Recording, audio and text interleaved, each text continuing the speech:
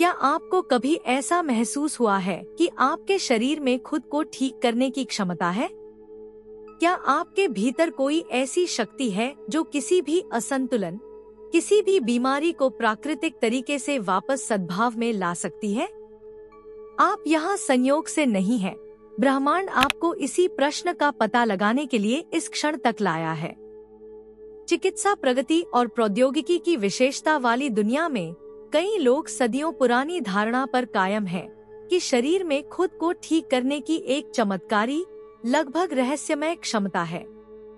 लेकिन क्या सचमुच वही मामला था? स्वोपचार की अवधारणा कई संस्कृतियों और आध्यात्मिक परंपराओं में गहराई से निहित है। यह विचार है कि शरीर एक प्रकार की सामंजस्यपूर्ण मशीन के रूप में कार्य करता है, जो उचित पोषण और देखभाल के साथ किसी भी विकार को अपने आप ठीक कर सकता है।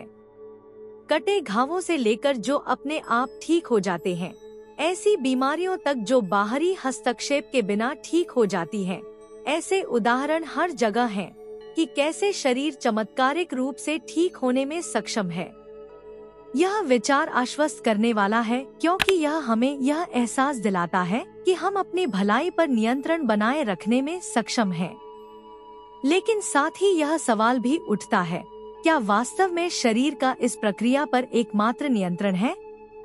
या क्या पृष्ठभूमि में गहरी, शायद अदृश्य शक्तियां काम कर रही हैं, जो इस बात पर प्रभाव डालती हैं कि हम ठीक होंगे या नहीं? कई लोगों के लिए स्वोपचार का विचार शरीर की प्राकृतिक बुद्धिमत्ता में विश्वास की अभिव्यक्ति है। उनका मानना है कि अगर हम अपने शरीर की बात सुने, उसे आवश्यक आराम दें और उसे संतुलन पाने में मदद करें, तो वह ठीक होने का अपना रास्ता खोज लेगा। फिर भी इस विचार को लेकर हमेशा संदेह बना रहता है। क्या होता है जब शरीर अपनी सीमा तक पहुंच जाता है? जब गंभीर बीमारियां या चोटें आपकी स्वोपचार शक्तियों पर हावी हो जाती हैं? क्या वास्तव में शरीर ही नियंत्रण में है, या मानसिक, भावनात्मक या आध्यात्मिक शक्तियां भी बड़ी भूमिका निभाती हैं? क्या ऐसा हो सकता है कि मन या एक उच्चतर, अचेतन शक्ति अंततः हमारी भलाई के लिए रास्ता तय करती है? ये प्रश्न हमें भौतिक, दृश्यमान प्रक्रियाओं और गहरे, अदृश्य स्तर पर क्या हो रहा है के बीच एक आकर्षक तनाव की ओर ले जाते हैं। आने वाले अध्यायों में हम इन सवालों का और गहराई से पता लगाएंगे कि क्या शरीर वास्तव में स्वोपचार में एकमात्र एजेंट है, या क्या यह शायद एक बड़ी, अधिक रहस्यमय पहेली का हिस्सा है। अब हम इस प्रक्रिया में सबसे आकर्षक कनेक्शनों में से एक पर आते हैं, मन की शक्ति।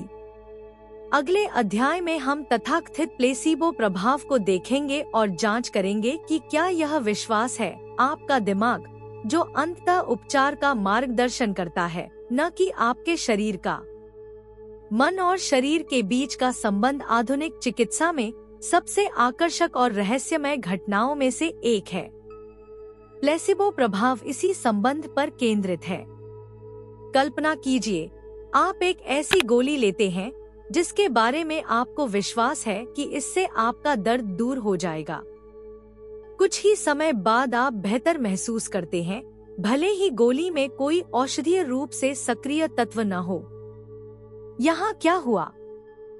क्या आपका शरीर अपने आप ठीक हो गया, या यह आपका विश्वास था जिसने प्रक्रिया शुरू की?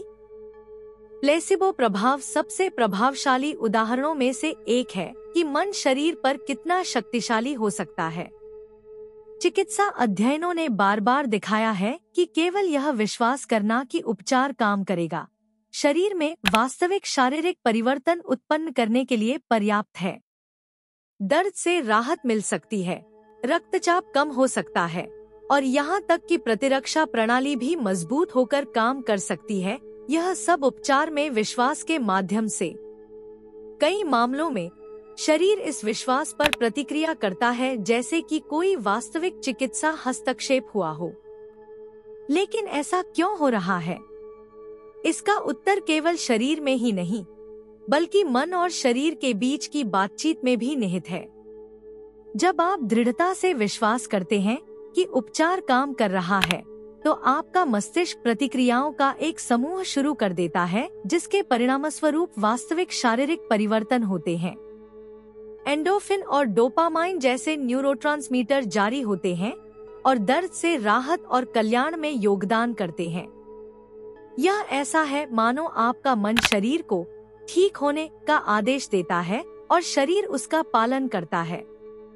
लेकिन यह प्रभाव एक गहरा सवाल खड़ा करता है। इस समय वास्तव में नियंत्रण किसके पास है? आपका शरीर, जो जैव रासायनिक संकेतों पर प्रतिक्रिया करता है, या आपका दिमाग, जो सबसे पहले इन संकेतों को शुरू करता है? प्लेसिबो प्रभाव हमें दिखाता है कि यद्यपि शरीर प्रतिक्रियाएं करता है, लेकिन दिमाग ही नेतृत्व करता है। इससे पता चलता है कि उपचार केवल एक शारीरिक प्रक्रिया नहीं है, बल्कि यह आपके भीतर मौजूद विश्वासों और अपेक्षाओं से भी गहराई से जुड़ा हुआ है।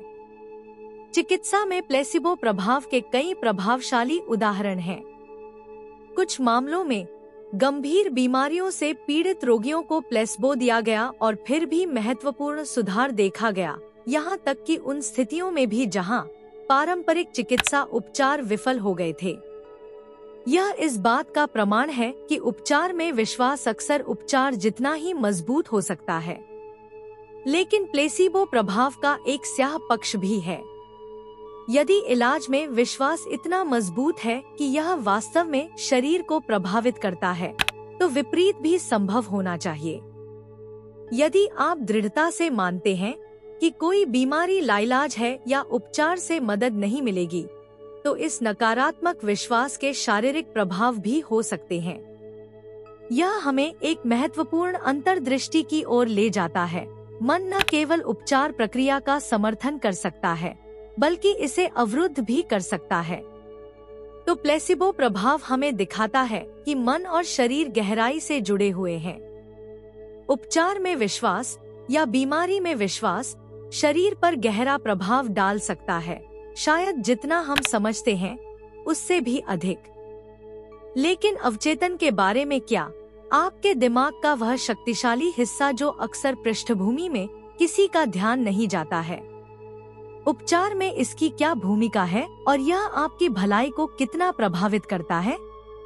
अगले अध्याय में हम अवचेतन की दुनिया में गहराई से उतरेंगे और जांच करेंगे कि यह उपचार प्रक्रिया को कैसे नियंत्रित करता है, अक्सर आपके ध्यान में आए बिना।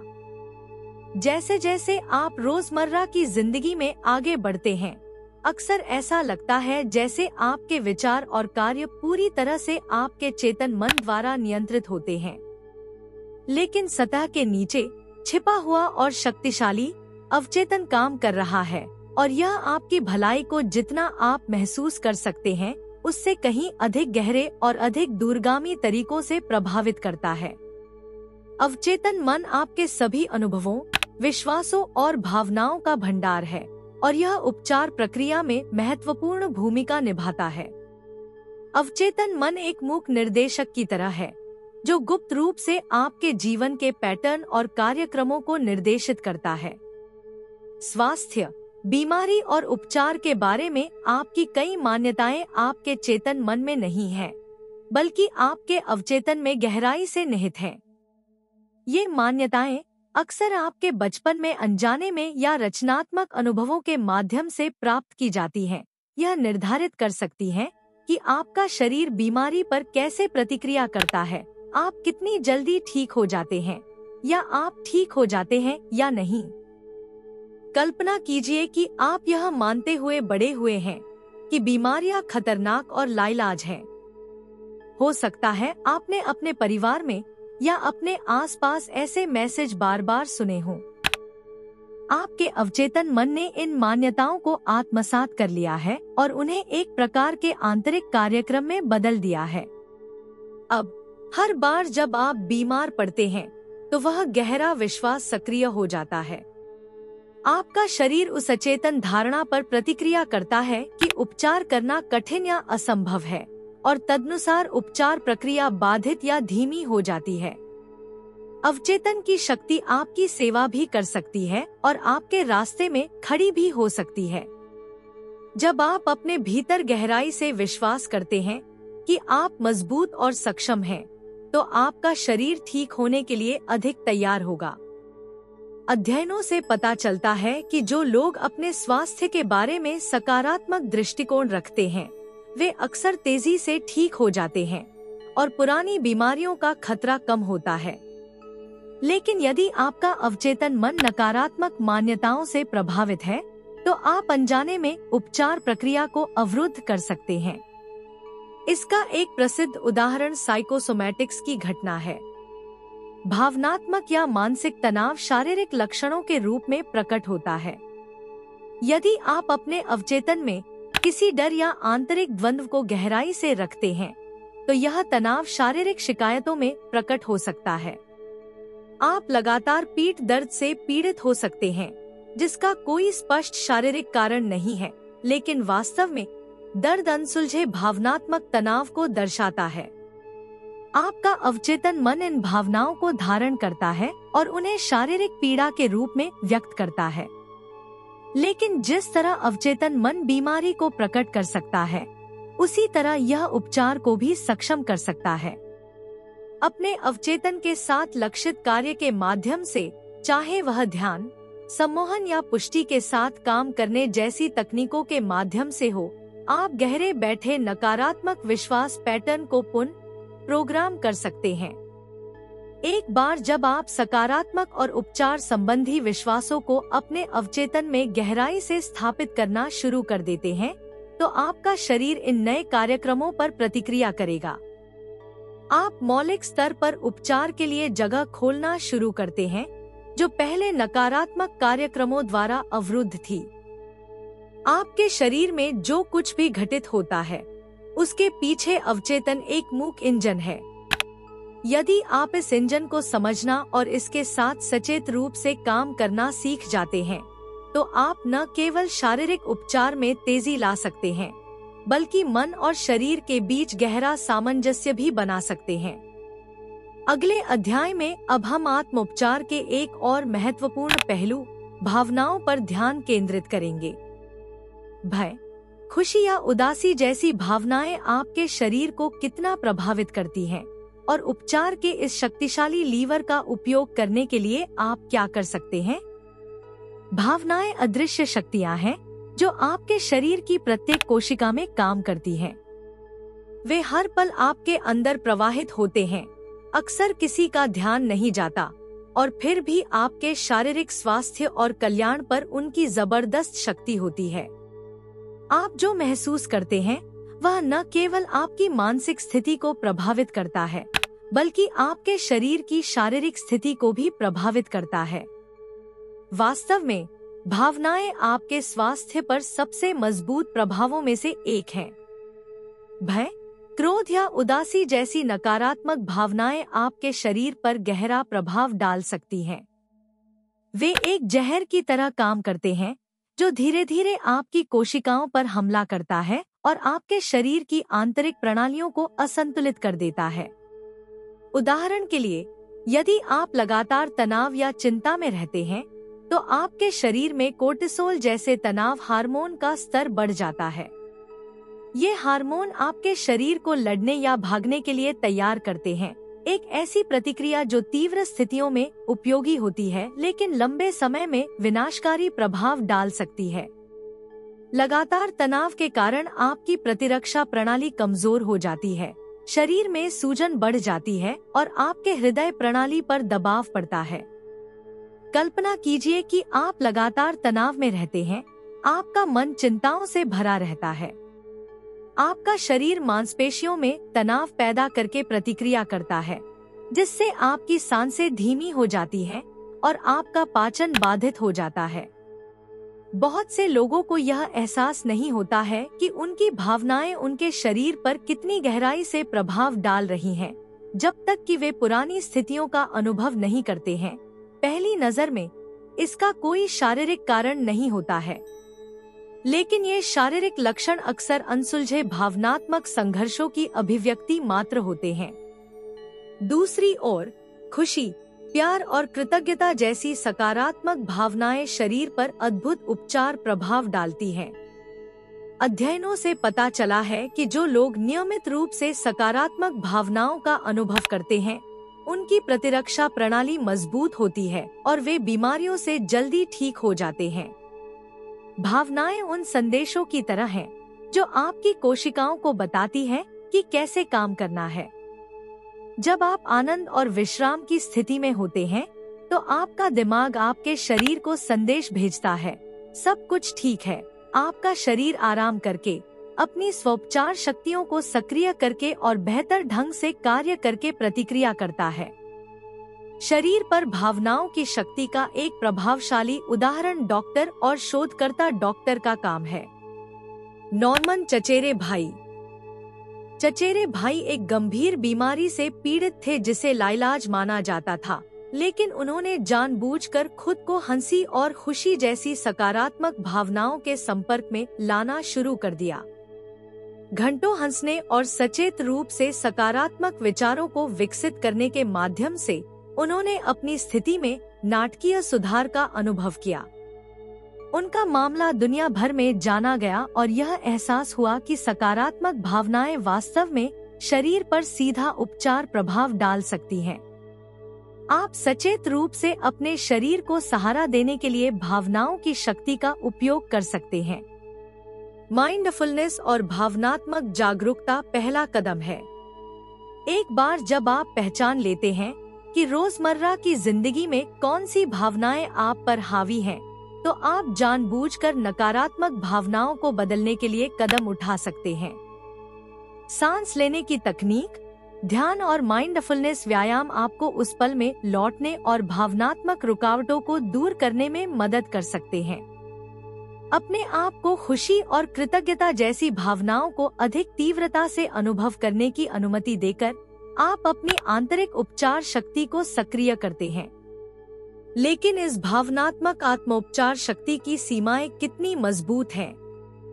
क्या सकारात्मक भावनाओं के माध्यम से ठीक होना हमेशा संभव है, या क्या ऐसे मामले भी हैं जहां शरीर अपने आप पुनर्जीवित होने में सक्षम नहीं है? अगले अध्याय में हम स्वोपचार की सीमाओं का पता लगाएंगे और कब शरीर को भावनाओं या विचारों से अधिक समर्थन की आवश्यकता हो सकती है।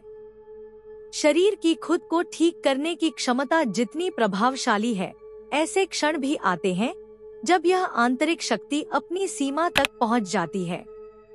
हर चोट या बीमारी को केवल शरीर की प्राकृतिक बुद्धिमत्ता से ठीक नहीं किया जा सकता।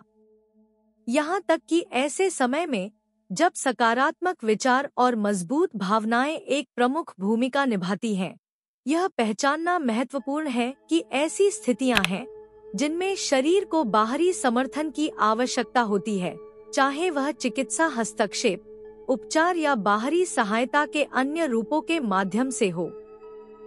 बीमारियां और चोटें अक्सर कई कारकों का संयोजन होती हैं।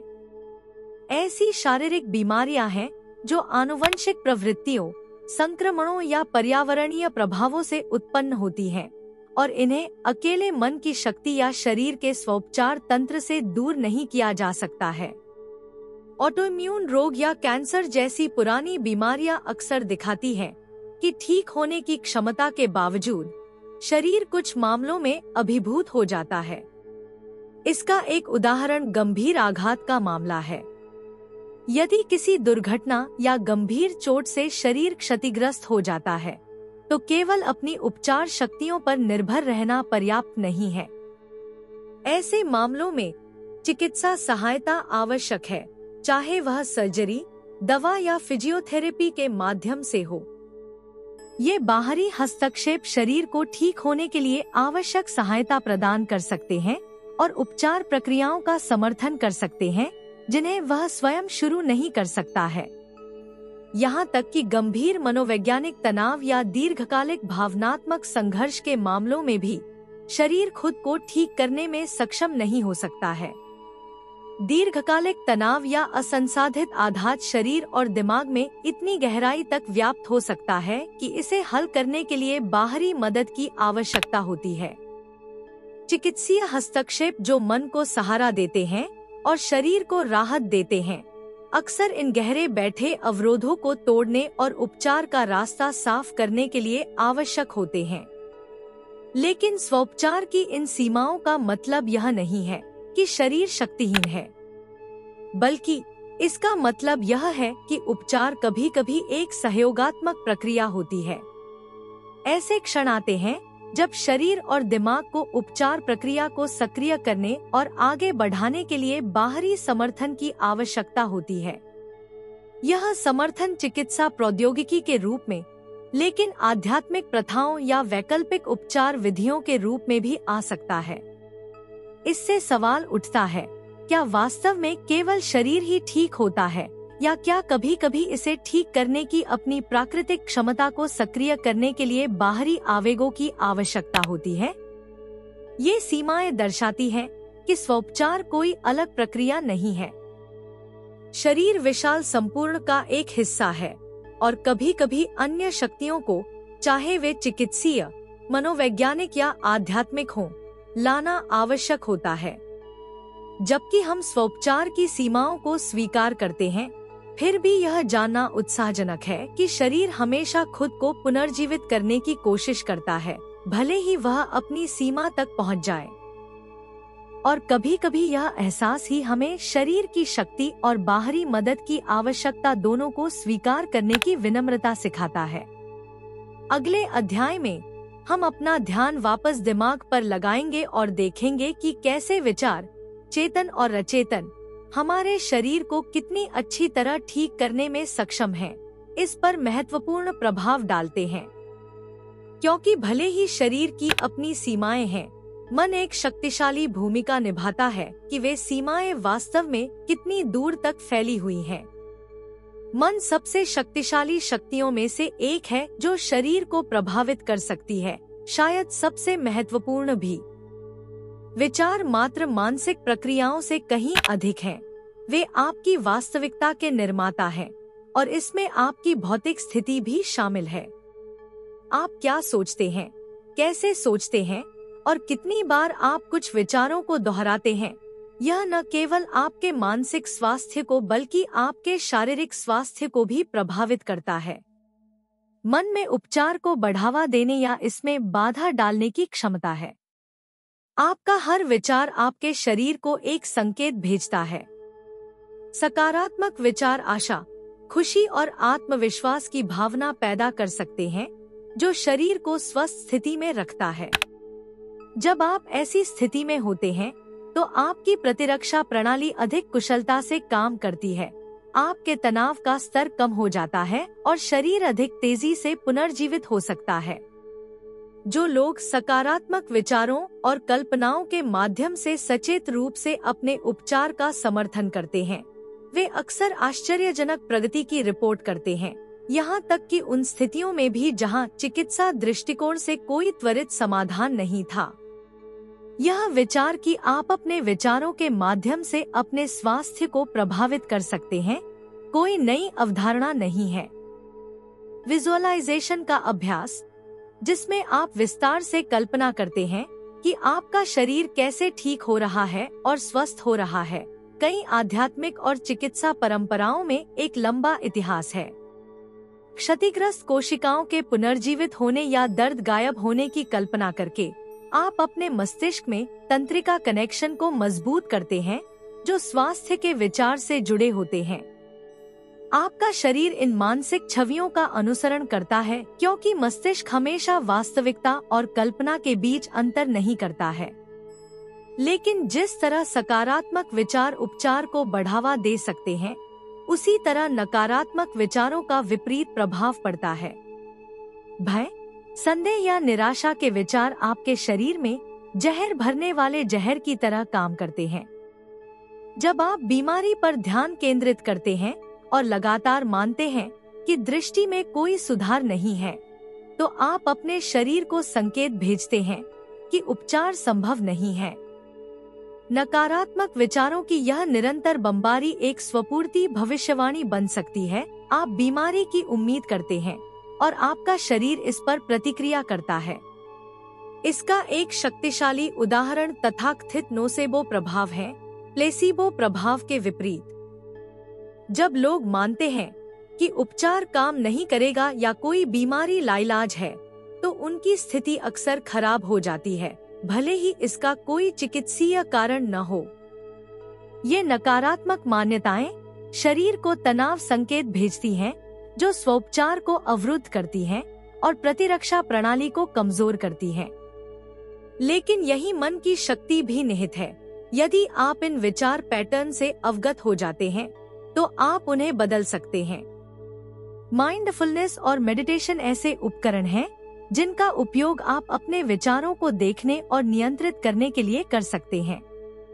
आप नकारात्मक विचारों को पहचानना सीखेंगे और सचेत रूप से उन्हें सकारात्मक, उपचारात्मक विचारों से प्रतिस्थापित करना सीखेंगे। यह अभ्यास एक बार की कार्रवाई नहीं है, बल्कि एक सतत प्रक्रिया है जिसमें आप मन को स्वास्थ्य और उपचार पर ध्यान केंद्रित करने के लिए प्रशिक्षित करते हैं। उपचार प्रक्रिया का समर्थन करने के लिए एक और शक्तिशाली उपकरण पुष्टि के साथ काम करना है। अपने आप को बार बार सकारात्मक, स्वास्थ्य प्रचारक वाक्यांश बताकर आप अपने अवचेतन को पुनः प्रोग्राम करते हैं और इस विश्वास को मजबूत करते हैं कि उपचार संभव है। मेरा शरीर मजबूत है और अपने आप ठीक हो जाता है, या मुझे अपने शरीर की बुद्धि पर भरोसा है जैसे कथन गहरा बदलाव ला सकते हैं, खासकर जब नियमित रूप से अभ्यास किया जाए। कोई कह सकता है कि मन वह पतवार है जो आपके उपचार की दिशा को निर्देशित करता है। यह वह लंगर है जो या तो आपको स्वास्थ्य के बंदरगाह में रखेगा या आपको बीमारी के तूफानी समुद्र में ले जाएगा। आप किन विचारों को बढ़ावा देते हैं, इसका निर्णय पूरी तरह आप पर निर्भर करता है, और यही वह जगह है जहां आपकी उपचार प्रक्रिया को सक्रिय रूप से प्रभावित करने की शक्ति निहित है। अगले अध्याय में हम इस यात्रा को जारी रखेंगे और उपचार के आध्यात्मिक आयाम का पता लगाएंगे, क्योंकि विचारों और भावनाओं से परे एक गहरी, अदृश्य शक्ति हो सकती है जो आपके शरीर और दिमाग को सद्भाव में लाती है और उपचार प्रक्रिया को पूरी तरह से अलग स्तर पर ले जाती है। उपचार न केवल एक शारीरिक या मानसिक प्रक्रिया है, बल्कि अक्सर आध्यात्मिक भी होती है। बहुत से लोग उपचार संबंधी अनुभव बताते हैं जिनका वर्णन वे अकेले वैज्ञानिक या तर्कसंगत स्पष्टीकरण से नहीं कर सकते। वे एक गहन आंतरिक मार्गदर्शन, एक दिव्य बुद्धि या एक सार्वभौमिक शक्ति की बात करते हैं जो उनकी उपचार प्रक्रिया को ऐसे तरीकों से प्रभावित करती है जो शरीर और मन को समझने से परे होती है। सवाल उठता है, क्या कोई उच्च शक्ति है जो उपचार प्रक्रिया का मार्गदर्शन करती है? और यदि हाँ, तो हम सचेत रूप से इस शक्ति का उपयोग कैसे कर सकते हैं? कई आध्यात्मिक परंपराओं में शरीर को आत्मा के मंदिर के रूप में देखा जाता है। यह परिप्रेक्ष्य बताता है कि शारीरिक बीमारियां मन या आत्मा से अलग-थलग नहीं होती हैं, बल्कि अक्सर गहरे आंतरिक असंतुलन की अभिव्यक्ति होती हैं।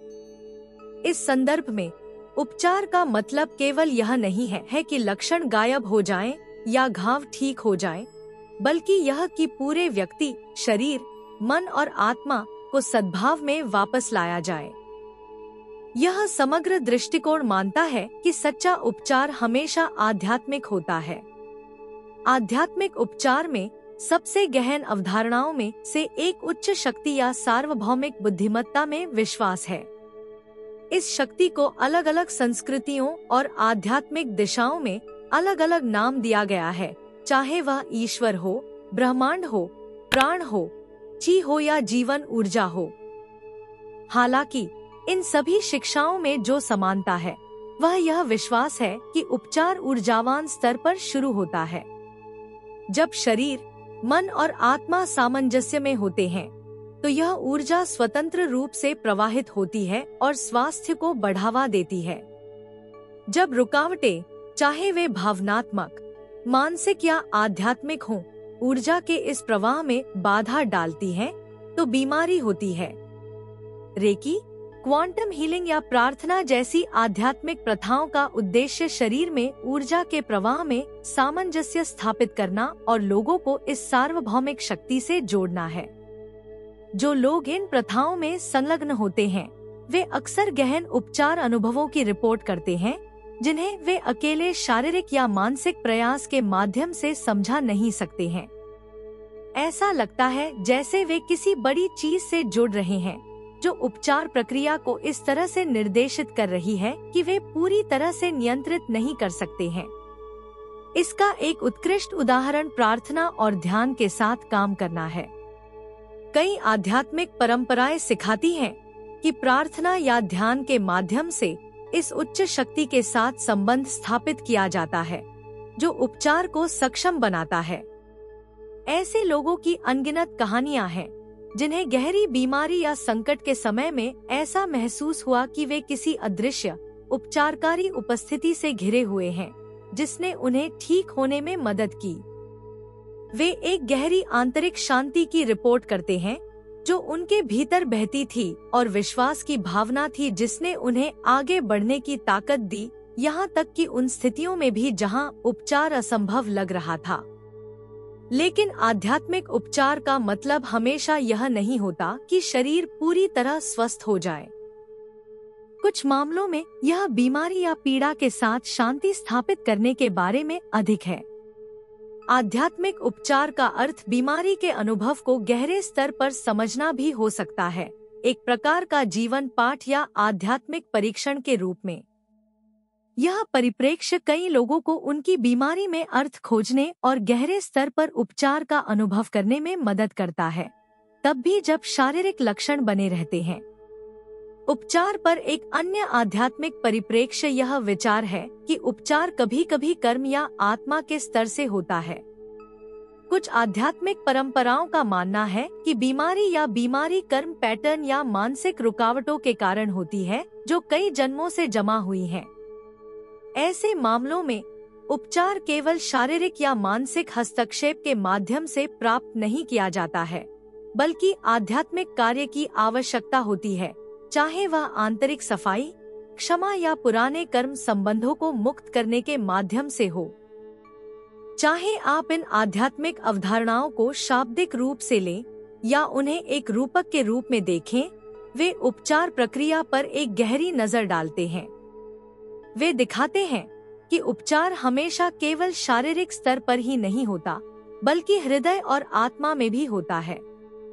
जब हम यह पहचानते हैं कि हम इस उपचार यात्रा में अकेले नहीं हैं, बल्कि एक गहरी आध्यात्मिक शक्ति के साथ हैं, तो हम इस प्रक्रिया में आत्मविश्वास और आशा प्राप्त कर सकते हैं। अंतिम अध्याय में अब हम इन सभी अंतर्दृष्टियों को एक साथ लाएंगे और देखेंगे कि आप अपने कल्याण को समग्र रूप से बढ़ावा देने के लिए अपने शरीर, दिमाग और आध्यात्मिक स्तरों में कैसे सामंजस्य बिठा सकते हैं। क्योंकि सच्चा उपचार तब होता है जब हमारे अस्तित्व के सभी पहलू, शारीरिक, मानसिक, भावनात्मक और आध्यात्मिक, एक दूसरे के साथ सामंजस्य रखते हैं।